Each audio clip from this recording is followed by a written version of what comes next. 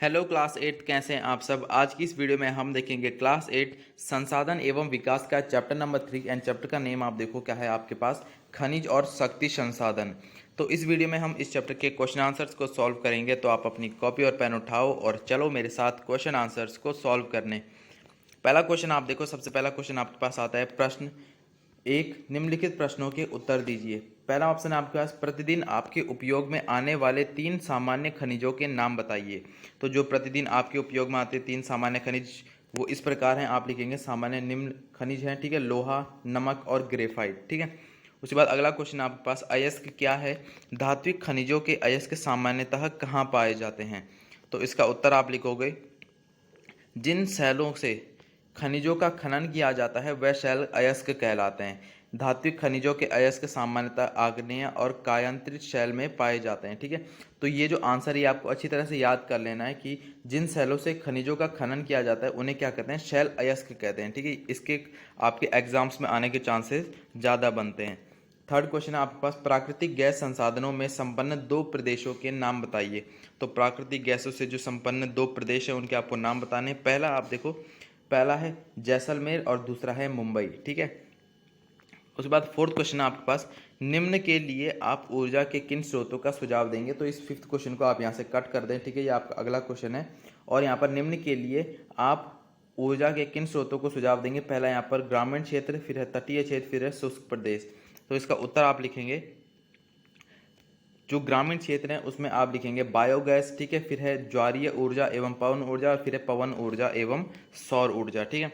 उसके बाद आपके पास पांचवा क्वेश्चन है, 5 तरीके दीजिए जिनसे कि आप घर पर ऊर्जा बचा सकते हैं। अब 5 तरीके आपको ऐसे बताने जिससे आप घर पर ऊर्जा बचा सकते हैं। पहला आप लिखेंगे घर पर ऊर्जा की बचत के तरीके। पहला ऑप्शन होगा आपका, बिजली उपकरणों को आवश्यकता न होने पर बंद कर देना। दूसरा है सब्जी प्रेशर कुकर में पकाना। दूसरा है CFL बल्ब व ट्यूब का प्रयोग करना। खिड़कियों को खुली रखकर, ठीक है, खिड़कियां खुली रखकर प्राकृतिक हवा और प्रकाश को अधिकतम प्रयोग करना, ठीक है। फिर है गैस जलाने से पहले सब्जियां काटकर व धोकर तैयार रखना। तो इससे क्या होगा, आपकी जो गैस है वो भी बचेगी, क्योंकि काफ़ी लोग क्या करते हैं, गैस जला देते हैं उसके बाद वो सब्जियां धोना या फिर स्टार्ट करते हैं, जिससे कि आपकी गैस खर्च होती है। उसके बाद अगला क्वेश्चन आप लिखेंगे, प्रश्न 2 है, सही उत्तर को चिन्हित कीजिए। पहला ऑप्शन है आपके पास, निम्नलिखित में से कौन सी एक खनिज की विशेषता नहीं है। पहला ऑप्शन आप देखो, वे प्राकृतिक प्रक्रियाओं द्वारा निर्मित होते हैं, उनका एवं निश्चित रासायनिक संगठन होता है, ठीक है, वे असमाप्य होते हैं और उनका वितरण असमान होता है। तो आप लिखेंगे वे असमाप्य होते हैं, ठीक है। आपको पता है कि कौन से खनिज की विशेषता नहीं है। अब खनिज यहाँ पर क्या है, वे असमाप्य होते हैं। फिर आप देखो अगला, यहाँ पर निम्नलिखित में से कौन सी अभ्रक का उत्पादक नहीं है, ठीक है। तो इसमें आप लिखिए, देखो झारखंड है, राजस्थान है, कर्नाटक है, आंध्र प्रदेश। तो कर्नाटक आपका इसमें आंसर होगा। उसके बाद अगला है, निम्नलिखित में से कौन विश्व में तांबे का अग्रणी उत्पादक है। तो इसका आप उत्तर लिखेंगे चिली, ठीक है। उसके बाद आप देखो अगला क्वेश्चन है आपके पास, निम्नलिखित प्रक्रियाओं में कौन सी आपके रसोई घर में द्रवित पेट्रोलियम गैस यानी कि LPG को संरक्षित नहीं करेगी। तो पहला है पकाने के लिए, पकाने से पहले दाल को कुछ समय के लिए भिगोना। फिर है प्रेशर कुकर में खाना पकाना। दूसरा है पकाने के लिए गैस जलाने से पूर्व सब्जी को काट लेना। और फिर है खुली कढ़ाई में कम ज्वाला पर भोजन पकाना। तो आप लिखिए खुली कढ़ाई में कम ज्वाला पर भोजन पकाना। फिर उसके बाद अगला क्वेश्चन आपके पास, प्रश्न 3, कारण बताइए बड़े बांध के निर्माण के पूर्व पर्यावरणीय पहलुओं को ध्यानपूर्वक देखना चाहिए। तो इसका आपको कारण बताना है। तो इसका आप उत्तर लिखेंगे, बड़े पैमाने पर वनों को काटा जाता है, बहुत बड़ा क्षेत्र जलमग्न हो जाता है और स्थानीय स्तर पर भूकंप भूस्खलन का खतरा बढ़ जाता है। अगला क्वेश्चन आप देखो, अधिकांश उद्योग कोयला खानों के पास केंद्रित होते हैं। तो इसका उत्तर आप लिखोगे, कोयला शक्ति के साधन के रूप में उद्योगों की मांग पूरी होती है और कोयला एक भारी खनिज ईंधन है जिसे दूर क्षेत्रों में ढोने से खर्च और समय बढ़ जाता है। फिर आप लिखोगे अगला, पेट्रोलियम को काला सोना कहा जाता है। अब क्यों कहा जाता है, आपको पता है पेट्रोलियम जो है वो कितने महत्वपूर्ण है इंसान के लिए, ठीक है। तो इसका उत्तर आप लिखोगे, पेट्रोलियम और इससे बने उत्पादों के महत्व तथा अधिक मूल्यवान होने के कारण इसे काला सोना कहा जाता है। अगला क्वेश्चन है आपका, आखनन, ठीक है, और पर्यावरणीय चिंता का विषय हो सकता है, ठीक है। तो इसका उत्तर आप लिखोगे, आखनन खुले और यहाँ पर गर्त वाली खनन क्रिया जिससे धूल बड़े स्तर पर पर्यावरण में फैलती है, जिससे प्रदूषण होता है। उसके बाद आप देखो अगला प्रश्न आपके पास, प्रश्न 4, निम्नलिखित में अंतर स्पष्ट कीजिए। पहला ऑप्शन है आपका परंपरागत और गैर परंपरागत ऊर्जा के स्रोत। तो आप लिखोगे यहाँ पर परंपरागत ऊर्जा के स्रोत, ठीक है, जिन स्रोतों का उपयोग मनुष्य अपनी ऊर्जा की आवश्यकताओं की पूर्ति के लिए लंबे समय के लिए करता चला आ रहा है। और अगला है इन स्रोतों का भंडार सीमित है तथा वे अनवीकरणीय ऊर्जा हैं। अगला है इन ऊर्जा स्रोतों के उपयोग से प्रदूषण होता है। और अगला है कोयला, पेट्रोलियम, प्राकृतिक गैस आदि परंपरागत ऊर्जा स्रोत के उदाहरण हैं। फिर आप लिखोगे गैर परंपरागत स्रोत। तो इसमें आप लिखेंगे जिन स्रोतों का उपयोग मनुष्य अपनी ऊर्जा की आवश्यकताओं की पूर्ति के लिए परंपरागत ऊर्जा स्रोतों के विकल्प के रूप में करने लगा है। इन स्रोतों का भंडार सीमित नहीं है और ये नवीकरणीय ऊर्जा के स्रोत हैं। अगला आप लिखोगे इन ऊर्जा स्रोतों के उपयोग से प्रदूषण नहीं फैलता है। और अगला है आपका सौर ऊर्जा, पवन ऊर्जा, ज्वारीय ऊर्जा गैर परंपरागत ऊर्जा के स्रोत हैं, ठीक है, उदाहरण हैं। उसके बाद अगला क्वेश्चन है आपका बायोगैस और प्राकृतिक गैस में आपको अंतर बताना है। तो इस तरह से आप लिखेंगे। और ये जितने भी अंतर मैं आपको बता रहा हूँ ये आपके लिए बहुत ज़्यादा इंपॉर्टेंट है एग्जाम पॉइंट ऑफ व्यू से, ठीक है, ये आपके एग्जाम्स में आने के चांसेस इनके ज़्यादा बनते हैं। फिर आप लिखो बायोगैस है यहाँ पर, यह मानव निर्मित संसाधन है। अगला है यह जैविक अपशिष्ट, जैव मृत पौधे और जंतुओं के अवशेष, पशुओं का गोबर आदि से तैयार की जाती है। अगला होगा आपका इसका उपयोग खाना पकाने और बल्ब जलाने आदि में घरेलू ज़रूरतों के लिए किया जाता है।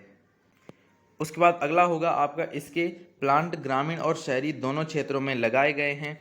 फिर आप लिखेंगे प्राकृतिक गैस, यह प्राकृतिक संसाधन है, यह पेट्रोलियम निक्षेप जो होते हैं, ठीक है, उनके साथ पाई जाती है और इसका उपयोग घरेलू और वाणिज्यिक ईंधनों के रूप में किया जाता है। भारत में प्राकृतिक गैस जैसलमेर, कृष्णा गोदावरी डेल्टा, त्रिपुरा और मुंबई के अपतटीय क्षेत्रों में पाई जाती है।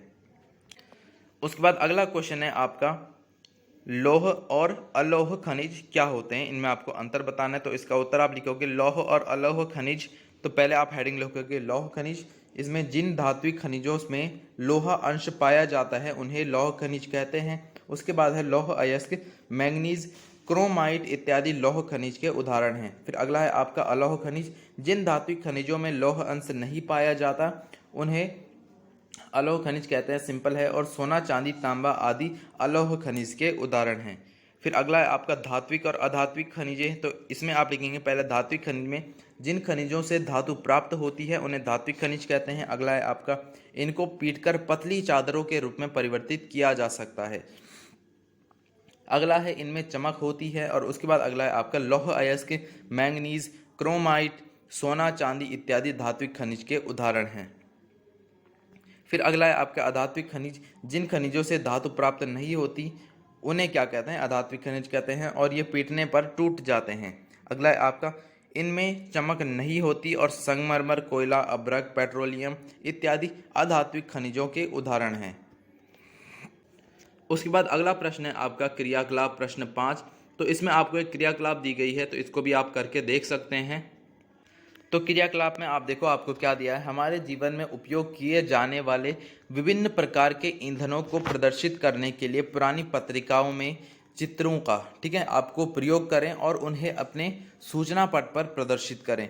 तो अब आपको क्या करना है, जो पुराने समय में, ठीक है, विभिन्न प्रकार के ईंधनों को आपको निकालना है, ठीक है, पत्रिकाओं से, ठीक है, अखबारों से, न्यूज़पेपर से, और उनको आपको अपने जो सूचना पट होता है उस पे नोटिस बोर्ड पे आपको उन्हें शो करना है, ठीक है। ऊर्जा संरक्षण की युक्तियां जिन्हें आप अपने विद्यालय में अपनाएंगे, एक प्रकाश डालते हुए चार्ट बनाना है आपको। फिर अगला है यहाँ पर सलमा की कक्षा ने विद्युत उपभोग सर्वेक्षण के द्वारा अपने विद्यालय का ऊर्जा लेखा परीक्षण करने के लिए एक कार्य अभियान चलाया। उन्होंने विद्यालय के छात्रों के लिए सर्वेक्षण पत्रक तैयार किए। तो इस तरह से आप देखो आपको एक विद्युत लेखा इस तरह से एक खाली बनाना है, उसको आपको फिर उसके बाद फिल करना है, ठीक है। तो सर्वेक्षण के दौरान आप देखो आपको इसको फिल करना है। सर्वेक्षण के दौरान एकत्र किए गए आंकड़ों का प्रयोग करते हुए विद्यार्थियों ने एक माह में उपभोग की गई इकाइयों एवं अनुमानित व्यय की गणना की और पिछले माह के विद्युत बिल से इसकी तुलना की, ठीक है। उन्होंने पंखों, बत्तियों और बंद किए गए अन्य उपकरणों द्वारा उपभोग की गई विद्युत के अनुमानित मूल्य की भी गणना की और इस प्रकार उन्होंने उस मात्रा पर प्रकाश डाला जो बचाई जा सकती थी और ऊर्जा संरक्षण के लिए सामान्यतः आदतों के सुझाव दिए, जैसे कि यहाँ पर है आवश्यकता न होने पर आपको उपकरणों को बंद कर देना चाहिए। ठीक है, आवश्यकता अनुसार न्यूनतम उपयोग, फिर है खिड़कियों को खुली रखकर प्राकृतिक हवा और प्रकाश का अधिकतम उपयोग करना चाहिए और बत्तियों को धूलर रहित रखना चाहिए। ठीक है, यानी कि उसमें धूल नहीं लगनी चाहिए। फिर उसके बाद आ गया यहाँ पर दिए गए निर्देशों के अनुसार उपकरणों की उचित देखभाल और उपयोग करना। क्या आप इस सूची में कुछ और युक्तियां जोड़ सकते हैं? अब जितना भी हमने ऊपर पढ़ा कि उन्होंने किस तरह से युक्तियां यानी कि कम चलाकर और यहाँ पर आवश्यकता के अनुसार उसका इस्तेमाल करके सारी चीज़ों का क्या किया, जो हमारे संसाधन है उनका संरक्षण किया।